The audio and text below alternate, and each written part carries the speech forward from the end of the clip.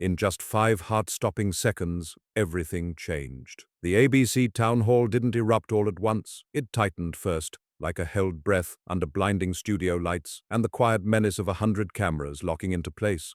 The kind of silence that only exists when everyone senses something is about to break. Barron Trump sat beneath the glow, posture loose, confidence casual, a faint scoff curling at the corner of his mouth. Not nervous, not uncertain, comfortable, untouchable. The kind of comfort that comes from never having to wonder what failure feels like. Across from him, Jasmine Crockett didn't blink, her gaze locked onto him with surgical precision, steady, unflinching, the look of someone who had already decided where this was going and was simply waiting for the moment to arrive. The audience felt it before they understood it. The temperature in the room shifted, and then she leaned forward. "You have 5 seconds to apologize." The words weren't loud. They didn't need to be. They landed heavy, the way truth does when it has nowhere left to hide. But what happened before the countdown hit 0, that's the part no one was prepared for. Before we go deeper into this story, take a second and hit that subscribe button, give this video a like, and let us know where you're watching from. I'm curious to know how far these stories travel, because moments like this deserve to be seen everywhere. The ABC News studio in New York burned under championship bright lights, every surface polished, every camera angled for history. This wasn't supposed to be a confrontation, it was meant to be a discussion. Youth versus experience, policy versus principle. But beneath the clean graphics and carefully scripted introductions, the future of American education stretched across the stage like a fault line. Jasmine Crockett stepped into frame, wearing a charcoal suit that looked equally at home in a courtroom aura. Fight, her posture was disciplined, her movements deliberate. This wasn't her first time standing alone under pressure. And tonight she wasn't here for optics. She was here for the kids who never got invited into rooms like this. Millions of them, students in underfunded communities, families holding on to scholarships like life preservers, teachers scraping supplies together out of pocket, veterans watching their children fight for opportunities they were promised. They were counting on her. Down the hall, Barron Trump lounged in a makeup chair, scrolling through his phone like the evening already belonged to him. 20 years old, camera ready, brimming with the kind of unearned confidence that comes from never being told no in a way that mattered. Then his voice cut through the hallway. "Scholarships are just participation trophies for losers." It wasn't delivered like an argument. It was delivered like a joke. A few people laughed, a quick, clipped sound, and then just as quickly, the air went wrong. Because jokes like that don't land in empty space, they land on real lives, on kids who worked midnight shifts to afford textbooks, on parents who skipped meals so tuition checks cleared, on students who ironed thrift store blazers before walking into interviews they prayed would change everything. Jasmine didn't turn her head. She didn't slow her stride, but her jaw tightened, just enough. Inside, she catalogued the words like evidence. The audience filled the studio in waves. Veterans in pressed caps, minority families holding handmade signs, teachers clutching folders swollen with lesson plans, students in borrowed suits, nerves tight, hope tighter. Every row held a story, and Jasmine could feel the weight of all of them pressing in. Whatever happened tonight, this wasn't a crowd looking for slogans. They wanted answers they could carry home, answers that meant something on Monday morning. At center stage, David Muir walked calmly to his mark. His voice, smooth, measured, had steadied countless broadcasts, but his eyes scanned the room like a man expecting turbulence. The teleprompter rolled through safe words, dialogue, respect, future. Everyone knew they wouldn't survive the night. Producers whispered last-second checks into earpieces. Camera operators adjusted angles, already anticipating the moments that would light up headlines before the broadcast even ended. Barron rolled his shoulders, adjusting his tie like a fighter loosening up before the first round. His smirk never left. Jasmine stood at her podium, hands steady, breath slow, the kind of composure you only develop when you're not afraid of confrontation, when you've spent your career facing down people with more power than you and learning that power doesn't always win. 2 fingers, 1, the red tally light blinked alive. America was watching. David Muir's voice slid into the air, welcoming the nation, setting the stakes. Barron leaned back in his chair, smile smooth, posture saying he owned the room before speaking a single word. Jasmine didn't move. When she spoke, her voice carried calm authority, grounded, deliberate. She talked about education not as charity, but as a lifeline, about scholarships not as favors, but as bridges between potential and possibility. She spoke about the difference between surviving and thriving. Barron cut in. College handouts weaken the nation. The words hit the studio like dropped glass. In the front row, a Latina teacher shook her head slowly, lips pressed tight. A veteran crossed his arms, staring hard at Barron. The reaction wasn't loud, but it was unmistakable. Disbelief moved through the room like a current. Jasmine let the silence breathe. Her right hand rested on the podium. Her left drifted almost unconsciously toward the USB drive tucked in her pocket. She tapped it once, not out of habit but reminder. The lights felt hotter now.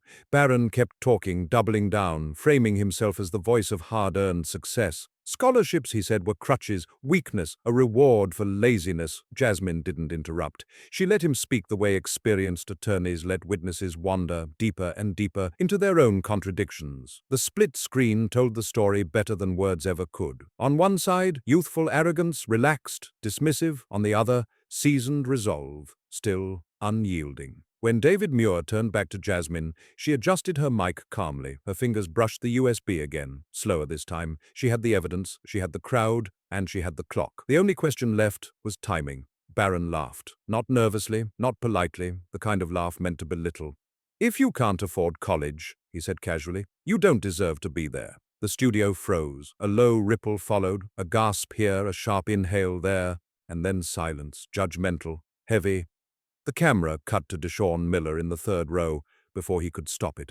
His lips trembled, his eyes brimmed, his hands clenched in his lap.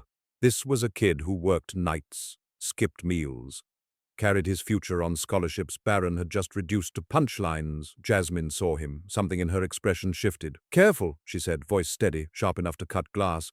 "You're talking about Americans who work harder in a single day than you've worked in your entire life." The room exhaled, energy tilted. But Barron just scoffed again, and that scoff was the moment everything turned. The scoff lingered longer than the sound itself. Barron's lips curled, just slightly. The kind of expression people wear when they believe they've already won, when they assume no one in the room has the authority, the courage, or the receipts to challenge them. Jasmine Crockett didn't react. She didn't rush the moment, didn't raise her voice, didn't give him the satisfaction of a quick strike. She let the silence stretch, thin, tense, unforgiving. Every camera caught it.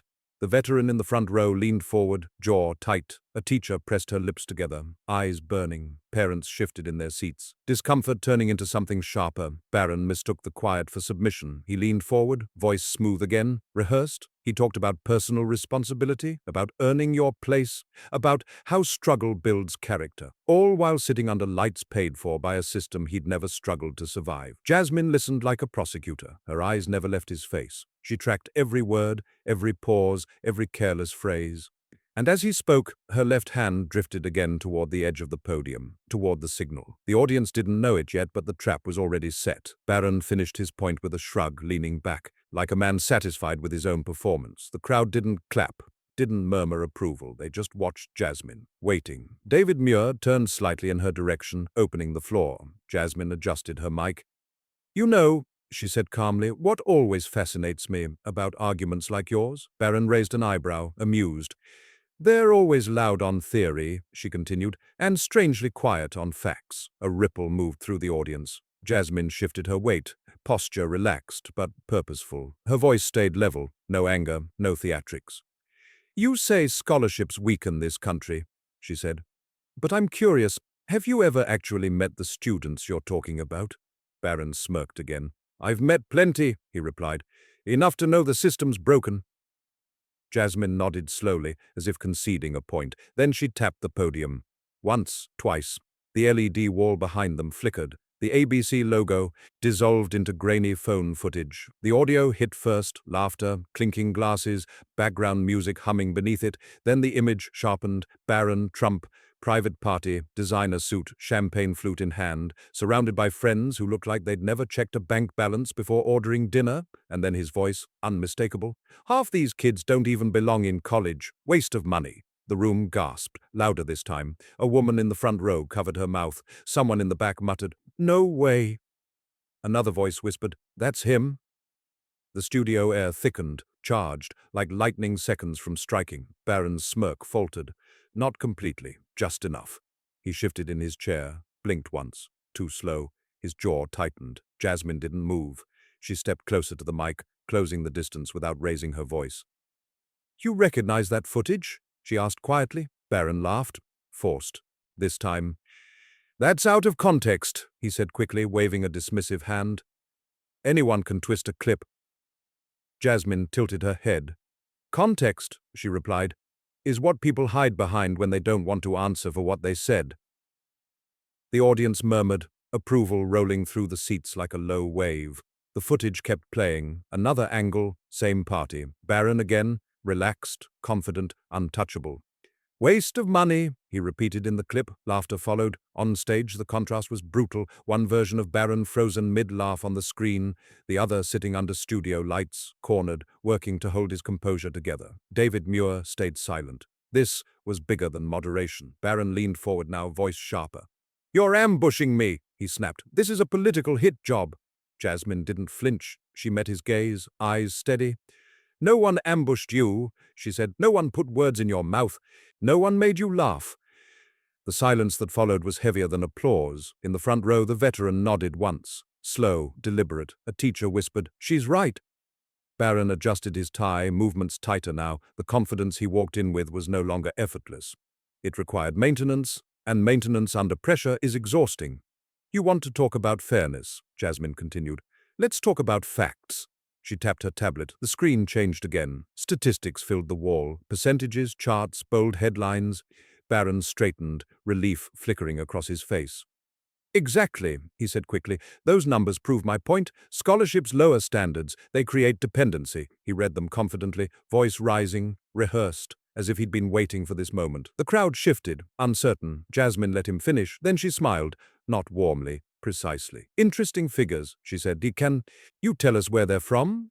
Barron hesitated, just a beat. "Public data," he replied. "Anyone can find it." Jasmine nodded. "Let's find it together."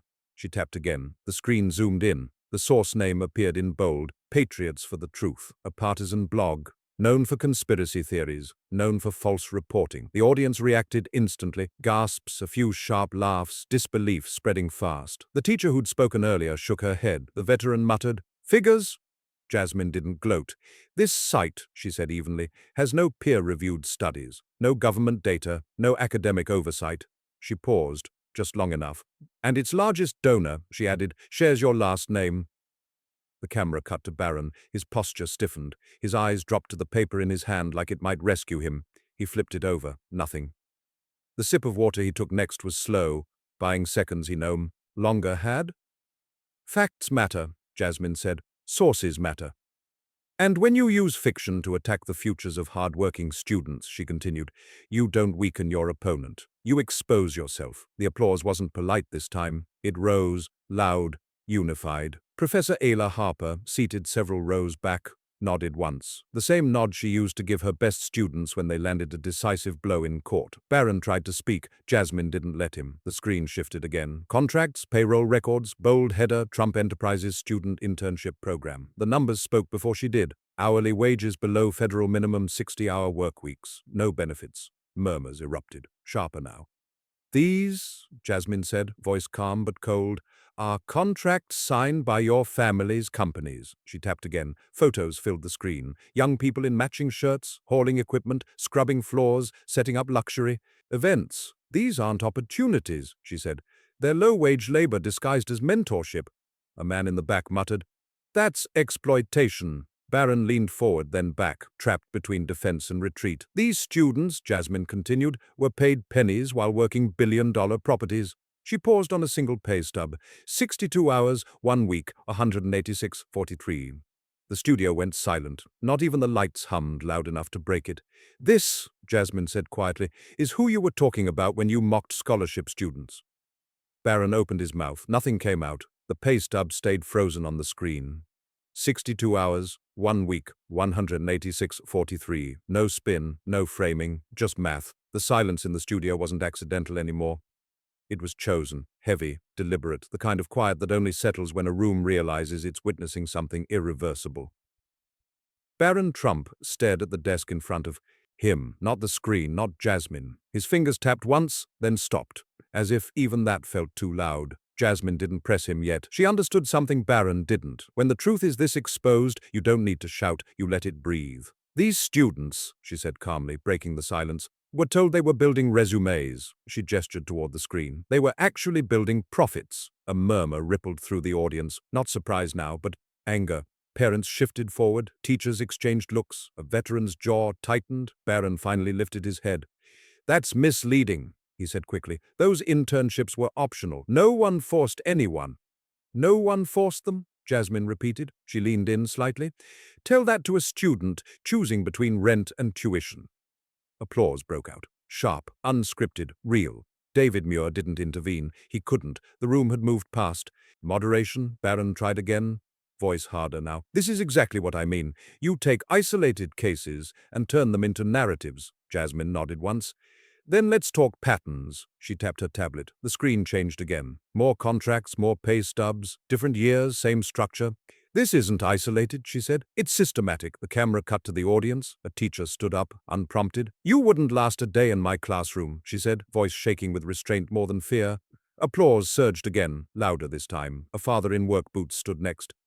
"My daughter was the first in our family to go to college. Scholarship student. You call that a handout?" Barron's mouth opened. Nothing. The audience wasn't waiting for permission anymore. A mother stood, tears brimming. "She worked 2 jobs, 2, and when the funding was cut, she dropped out. Do you know what that does to a kid?" Her voice cracked. Barron looked down again. This wasn't a debate now. This was accountability. Jasmine let the crowd speak, not over her, but for her. When the noise finally settled, she stepped forward. "This isn't about embarrassing you," she said. "It's about the people your words dismissed." She paused, eyes scanning the room, and then, deliberately, she turned back to Barron. "If you were willing to laugh about them in private," she said, "you should be willing to answer for them in public. If you were in Barron's position right now, sitting under those lights, facing the people your words hurt, would you apologize, or would you double down? Take a moment and share what you think he should do here." The audience leaned in again. Jasmine's hand returned to the podium. 5 seconds, she said calmly. The number echoed. Barron shifted in his chair, his fingers laced together, then separated. He glanced at his water glass and then at the cameras. The countdown didn't need a clock, everyone felt it. Instead of speaking, Barron picked up the glass. He took a long sip. Booze broke out immediately. Not cruel, but disappointed. The sound of people who had hoped, just for a second, that he might choose differently. Jasmine straightened. "So that's your answer," she said quietly, not to him, but to the room. Applause followed, steady, unified. Barron set the glass down harder than he meant to. The clink echoed. "This is a smear," he snapped, leaning forward now. "An orchestrated attack." Jasmine didn't react. "Then answer the question," she said simply. He didn't. Instead, he gestured toward her. "Where did you even get that video? Who gave it to you?" The deflection was obvious. The audience groaned. Jasmine remained still. "What's in that video?" she said evenly. "Is your voice, your words." "No one forced you," she added. The tension tightened. Again. Barron leaned back, jaw set. "Not everyone can be saved," he muttered. The mics caught it. Gasps erupted. A teacher recoiled. Someone whispered, "Wow!" Even Barron seemed to realize too late what he'd said. "That's not what I meant," he started, but the moment was gone. Producers were already replaying it in the control room. 5 words, looped, clipped, destined to travel faster than he ever imagined. Jasmine waited, then she leaned in. "When pride costs more than truth," she asked softly, "who pays the bill?" The room knew the answer, and it wasn't Barron. The words hung in the air longer than anyone expected. "Not everyone can be saved." They didn't echo loudly. They didn't need to. The microphones carried them clean, unfiltered, straight into the living rooms of millions of viewers who suddenly stopped multitasking. Gasps rippled through the studio. A teacher in the front row recoiled as if struck. A veteran shook his head slowly, eyes hard. Someone whispered, "Wow," not in awe, but in disbelief, the kind that settles deep in the chest. Barron realized too late what he'd done. "That's not what I meant," he started, lifting a hand as if he could physically pull the words back. But the audience noise swallowed him. In the control room, producers were already looping the clip. 5 words. Clear, undeniable. The kind of soundbite that doesn't need context because it is the context. Jasmine didn't rush him. She stood still, letting the room absorb it, letting the weight settle exactly where it belonged. Then she reached down beside her podium and placed something on the desk. A red envelope. The color caught the studio lights instantly. Sharp, impossible to ignore. Every camera pivoted. Every eye followed. Barron glanced at it, brow tightening. "This," Jasmine said calmly, resting her fingertips on the envelope, "is not from me." She tapped it once. "It's from them." The room leaned forward as one. 17 letters, she continued. 17 lives. 17 students whose futures were altered by policies you've defended. David Muir shifted slightly in his chair, sensing the gravity of what was coming. He didn't interrupt. Jasmine slid the envelope open slowly. The soft tear of paper sounded unnaturally loud in the silence. She pulled out a folded page. "This one," she said, lifting it gently, "is from a young woman named Sarah." The camera zoomed in. "She's 22, Jasmine continued. "Her father is a veteran, 2 tours overseas." A man in uniform several rows back straightened unconsciously. Sarah worked part-time while studying to become a nurse. She kept her grades high. Jasmine paused, not for effect but respect. "Her scholarship was eliminated under the program you support." The room went still. "Her father took out a second mortgage to keep her in school for one more semester," Jasmine said softly. "It wasn't enough." She swallowed once. "She dropped out 2 months later." No one moved. "She's working at a diner now," Jasmine went on, voice steady. "Saving tips in a jar behind the counter, hoping she can go back someday." Jasmine lowered the letter slightly. She ended her note with this line. The studio lights hummed. "I still believe in my country," Jasmine read. "I just wish it believed in me." The silence that followed wasn't empty. It was heavy. In the third row, the older veteran's eyes glistened. He didn't blink. The Latina teacher pressed her lips together, fighting emotion. Parents looked down at their hands. Barron didn't look at the screen. Jasmine placed the letter back into the envelope carefully, as if returning something sacred. 16 more stories like that, she said, sliding the envelope forward, and every single one ends the same way. She met Barron's eyes. Dreams cut short, futures paused, not because of effort, but because someone decided they weren't worth the investment. The envelope sat between them like a live wire. Barron's fingers tapped the desk again, faster now. His posture had changed, shoulders tight, space around him shrinking. The room no longer belonged to him. "This isn't about winning a debate," Jasmine said. "It's about deciding who pays when pride outweighs responsibility." Barron stared at the envelope. Finally, in a voice not meant to carry, but caught anyway, he muttered, "Not everyone can be saved." The audience erupted. That was it. Not anger anymore. Judgment. Boos mixed with sharp exhales. A teacher shook her head violently. Someone in the back said, "Unbelievable!" Barron lifted his head too late. The damage was done. Jasmine didn't gloat. She didn't need to. She stood there, steady, composed, the embodiment of restraint. Under pressure. The contrast between them was no longer subtle. It was undeniable. The moderator glanced down, then back up, realizing the broadcast had crossed a line from discussion into reckoning. Jasmine leaned forward one last time in this segment. "When you say not everyone can be saved," she said quietly, "what you're really saying is you've never had to be." The audience rose in applause, not explosive, not performative, resolute. Barron sat frozen beneath the lights, exposed, out of words, out of control, and the night was far from over. The applause didn't end cleanly. It rolled, dipped, and surged again. Not the kind producers cue, but the kind that spills out when a room reaches consensus without ever taking a vote. Barron Trump sat motionless beneath the lights. The red envelope still rested between him and Jasmine, untouched. No one needed him to open it anymore. The message had already been delivered. David Muir cleared his throat, softly, attempting to regain control of the broadcast. "We're going to take a short break," he said, voice careful. "When we return—" But the moment had already escaped him, and it had escaped the studio. In the control room, producers watched their monitors flood with alerts. Phones vibrated non-stop. Hashtags climbed in real time. Clips were already circulating, trimmed, captioned, uploaded. 5 words, "Not everyone can be saved." They were traveling faster than anyone could contain. Back on stage, Barron finally shifted. He straightened his jacket, rolled his shoulders back, trying to reconstruct the version of himself that had walked in confident and unbothered. It didn't fit anymore. Jasmine stood quietly, hands resting on the podium, eyes steady. She wasn't watching the screens. She didn't need to. Her focus was still on the people in the room, the ones who had shown up with stories heavier than talking points. The break ended. Cameras came back. Up, David Muir turned first to Jasmine. "Congresswoman," he said, measured, "final thoughts before we move on?" Jasmine took a breath. "This conversation doesn't end here," she said, "because for students like Sarah, it doesn't end when the cameras turn off." She glanced toward the audience. "It continues tomorrow morning, and the next day, and every day after that." Barron shifted, preparing to speak, but Jasmine wasn't finished. "You asked earlier why people react so strongly to words like yours," she said calmly, turning back to him. "It's because words from powerful people don't just float away, they land." She gestured subtly toward the red envelope. And when they land, someone pays. The moderator nodded once. The broadcast moved on, technically, but no one in the room was thinking about the next segment. When the lights finally dimmed and the cameras powered down, the crowd didn't rush the exits. Teachers hugged. Students.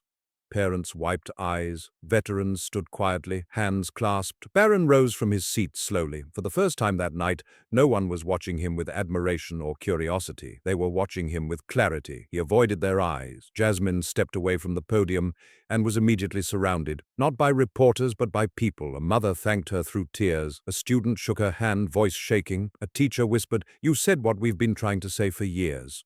Jasmine listened to every one of them. Outside the studio, the night air buzzed with phones lighting up sidewalks. Commentators scrambled. Panels were booked. Statements were drafted. By morning, the clip would be everywhere. Barron's team released a statement within the hour. Words like misunderstood, out of context, youthful phrasing. It didn't matter. The video didn't blink. Jasmine's office phone rang non-stop the next day. Messages poured in from students, educators, parents. 17 letters became hundreds. Scholarship stories, lost funding, deferred dreams, and woven through all of them was the same sentence. "Thank you for saying what we couldn't." Barron went silent. No interviews, no follow-ups. Just absence. The loudest response of all. Weeks later, the policy debate resurfaced in Congress. Amendments were proposed. Funding was reconsidered, not because one argument won, but because one moment made ignoring it impossible. Jasmine never mentioned Barron again by name. She didn't need to. The story had moved beyond him, and that's what made it matter. Before we go deeper, I'd really love to hear your point of view.